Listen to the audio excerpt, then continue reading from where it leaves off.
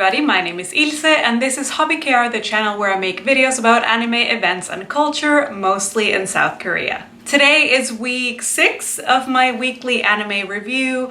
This is a series where I'm reviewing 5 different anime from the winter season. I'm doing Darwin's Game, Pet, Eat Invaded, Bang Dream, and Nanabu no Nijuni. I hope I said that right. So we're going to begin with Darwin's Game. Last week it was a recap episode, so I didn't watch it or talk about it because it's been 4 episodes. Why would I care about a recap episode? But I have to say, definitely Darwin's Game has been the anime that has been boring me the most this season and the one that I've wanted to drop the most, but this week was really fun. I actually really liked this episode. I feel like finally we're getting some intrigue. The animation was still crap and I think the plot is still quite simple, but like we're starting to see alliances. Basically this episode, Kaname forms an alliance with like all the people in the hotel and he is waiting for Shuka to get to the hotel and then suddenly she sends him a help message. So this is the first time that we've seen Shuka be vulnerable and weak. So, you know, that's an interesting turn. I thought it seems like the kind of anime that would never really let their characters evolve, but at least we're getting some kind of development with that. So essentially, they discover that they don't think the rings are actually the way that you clear the game and that the rings don't actually like mean what they say they mean. So that's also interesting. I'm looking forward to seeing what the actual meaning or use of the rings is. We encounter a new character, a new enemy. Obviously someone that's gonna be important because we see the character in the opening. So I guess I don't know if they're twins. I don't know if it's the same person. I guess it's the same person. That character will become part of their group later on. And we also met Ryuji, who is also in the opening and I guess the final piece of like the actual clan that they're gonna form. So we know that no one's really gonna die in this event based on the opening itself, but finally things are moving along. I'm curious to see what the actual ice character is gonna do. If I mean, Ryuji's probably not gonna betray Kaname because of the opening as well, but I don't know. I feel like things finally moved along. This was a very interesting episode. I enjoyed it. I'm not gonna drop it. Literally when I started watching the anime today, I was like, ugh, like should I even include it? I'm just gonna drop it. I really have no interest, but it managed to grab my attention this week. Maybe that's why they had the recap episode. They wanted to like get their shit together and do things right. I don't know. But I liked it and I was satisfied this week. Next up is Nanabu no Nijuni. I really liked today's episode. So last week focused on Sakura and this week focused on Miyako, who is the girl from Osaka, the one I mentioned last week that is like kind of the one that I've been liking the most. And it was such a cute episode. Again, there wasn't like a big focus on the music or like the idols themselves, but rather a focus on Miyako. So we learned that she lives in a kind of like a poor family. She has 7 siblings. They're all their step siblings because her mom has divorced 4 times. And basically we learned that she kind of thinks that if she brings her dad home, everything will be fixed. Just because like her mom seems kind of like unstable, you know, the typical trope of like the mom that is really nice but like drinks and is kind of, you know, not focused on what she should be focused on. But when Miyako receives the invitation, she sees that she really kind of seems to want to go. So she encourages her to go, gives her some money and sends her off to Tokyo.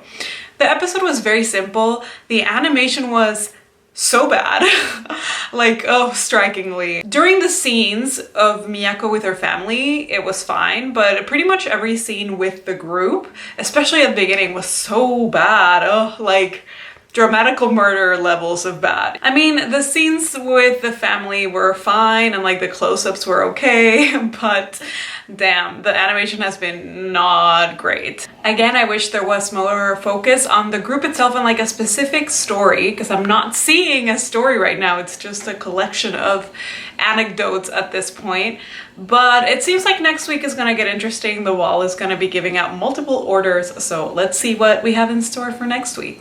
Next up is one of my favorites of this season, Pet. So last week we left off with Hayashi-san and Tsukasa basically fighting inside of Tsukasa's mind. And this episode we see that Hayashi-san manages to go into Tsukasa's peak, but then turns out that when Hayashi-san gave Tsukasa his peak, Tsukasa basically made like a door into Hayashi's peak to always be connected to him. At least that's how I understood it. And because he had access to it, he was also able to destroy it. So by destroying his own peak, he destroyed Hayashi-san's peak. So basically by crushing Hayashi-san, he crushed himself. So I found it a little bit hard to follow this episode. I also didn't quite understand the whole thing with Satoru and the CEO's niece. I really would have to watch that again to kind of like understand what role that is playing in the plot. I guess it's just to show that they're making like they're the ones selling the kids, essentially. Basically, Tsukasa crushes Hayashi and therefore himself, and Katsuragi finds both of them, and Tsukasa had told Katsuragi that if anything happened to him, he should take him to Hiroki. So Katsuragi takes him to Hiroki, and then Hiroki basically fixes Tsukasa's peak. So nothing much happened this episode except that. It was a very visual episode. The animation wasn't excellent, but again, the visuals were interesting. I think that's the one thing, that the animation might not be great, but the visuals are interesting, and like everything that's happening on screen is really cool. I am interested to see what's going to happen to Tsukasa after, and I'm curious if Hayashi-san is actually crushed, or maybe Satoru is gonna find him and fix him as well, just like Hiroki did to Tsukasa. I'm not sure, but yeah, not much happened this episode, but I liked it, and I hope Hayashi-san is not dead yet, and I hope Hiroki finds out the truth about Tsukasa soon. Yeah. And last but not least, my favorite of the season, as I've said in every single video of this, Eat Invaded. Oh, it's getting so good. This episode was so good. If you aren't watching this, why are you not? It is amazing.